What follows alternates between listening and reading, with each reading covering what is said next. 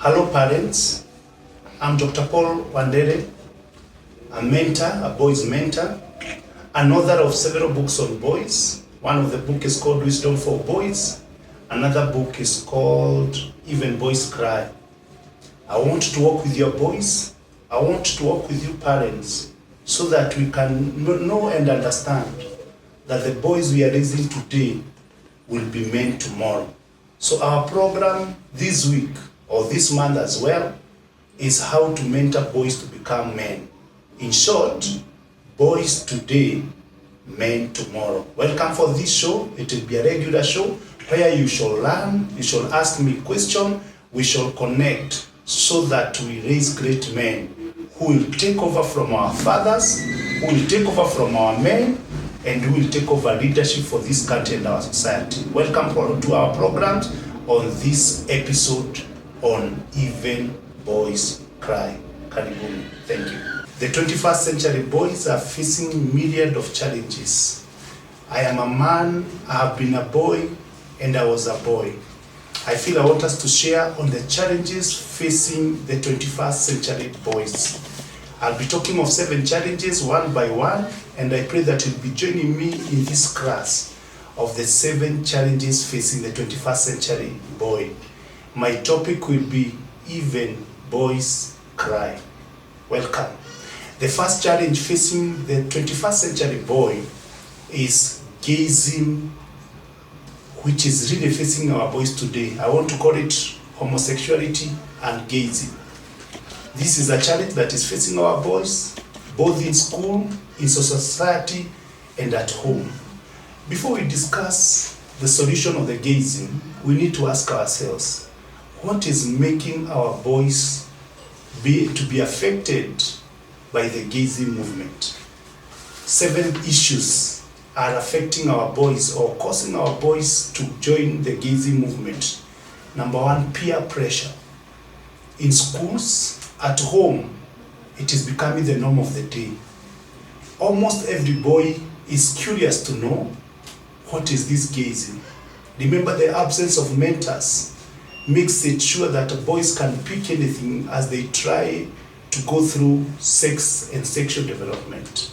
So the peer pressure, this is where peers are filling the gap that mentors left. So it is good to know that the boys in schools, the boys in societies are not well informed, and because of that, our boys are becoming victim of peer pressure as boys try to explore this area of Gaysim. The second one is what I want to call curiosity. Remember, in this era of porn addiction, that as boys watch porn, in trying to identify what is this sex, what is this animal called sex.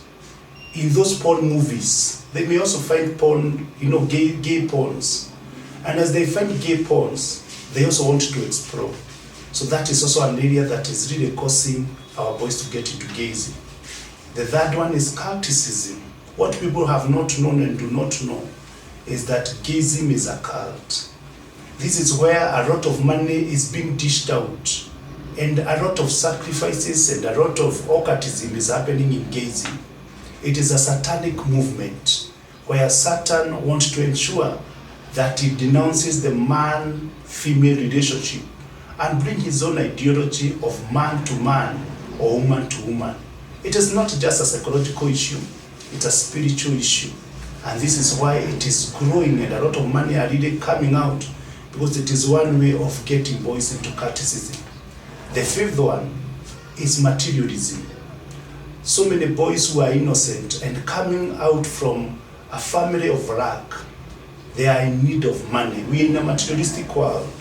You find a boy is told, as long as you practice it, we'll give you 60,000.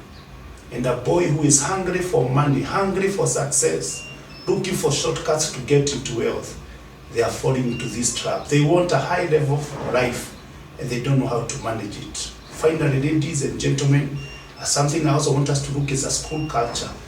And on this one, I want to address every parent. Before you take your child to every particular school, it's good you understand the school culture.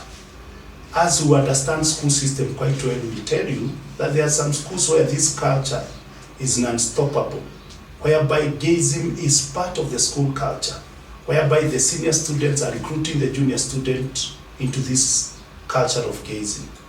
We may not avoid these schools because they may be the only schools available, but we can empower our boys on how to say no, how to stop those advances, and how to even notice those advances. I do believe that if we can check on these red flags that I've talked about, we shall conquer this animal called gayism.